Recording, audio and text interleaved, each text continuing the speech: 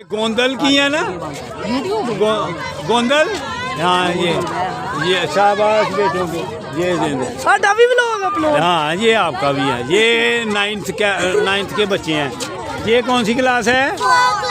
4th class. माशाल्लाह सेहतमंद रहना है तो young old man Sialkot, young old man Sialkot. माशाल्लाह माशाल्लाह शाबाश। ये वो कौन सी क्लास है? हैं? वो नहीं हो नहीं स्टार में।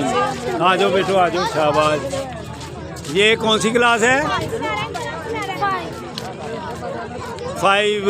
ये 5 क्लास की बेटी हैं।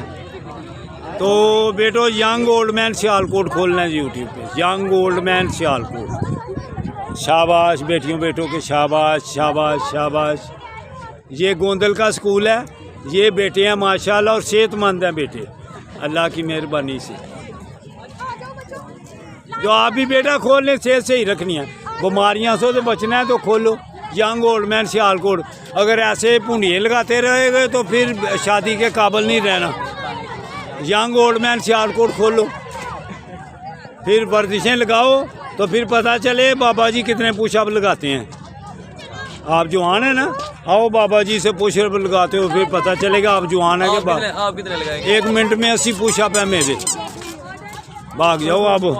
हमारे से 50 नहीं पूरे लगे। हाँ जी ये एक्सीलेंट स्कूल वाले गोंदल है ना,